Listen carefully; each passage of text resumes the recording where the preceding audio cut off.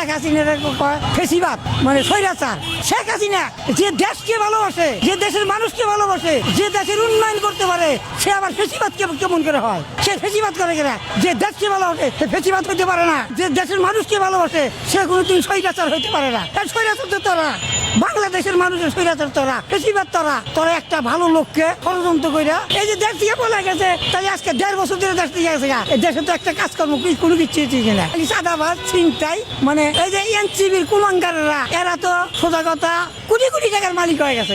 এখন তো দেশে কোনো কাজ করতেছে না, এই বাংলাদেশে এই টাকাগুলো কি করতেছে? হাজার হাজার কোটি টাকার মালিক হয়ে গেছে শেখ হাসিনার দেশে কোনো বিচারিত করে। কত কিছু কাজের দরকার, একটা কাজও তো বাংলাদেশ হইতেছে না। এই যে চাঁদাবাজি, এই অটো রিক্সা আলাগর কাছে বলে, অটো রিক্সা আলাগর কাছে বলে 3টা 4টা 5টা করে অটো রিক্সা ধরে 1000 করে টাকা নিয়ে ছাইড়া দেয়। তাইলে ওরা কি তো চাঁদাবাজি না? এটা সরকার দেখে না? এখন দেশ চালে কেনা, ও তো দেখার উচিত। এই গরিবের বাড়ি রাত্রি মেয়েরা এই অটো রিক্সা আলাগর 1000 করে টাকা নেয়, এটা চাঁদাবাজি করতে আছে। এটা সরকার দেখার উচিত। এইরকম চাঁদাবাজ, এইরকম চিন্তায় স্টেডিয়ামের ভিতরে 2টা জাতি 10টা করে টাকা নেয়। এ টাকা করে কি? টাকা কারে দেয়? এটা তো সরকারের দেখার উচিত। শেখ হাসিনার আমল তো এনা ছিল না?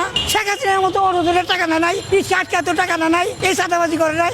এনে কেরা করতে আছে? যার জাহান্নামে যায়, দেশের মানুষ জাহান্নামে যায়। জামাতের, এনসিবি, বিএনপি, তারপর এদের কথা হলো যে আমলিকে মারো, আমলিকে ধরো, আমলিকে আটকাও, আমলিকে নিষিদ্ধ করো। ওই একটাই চিন্তা ভাবনা, একটাই।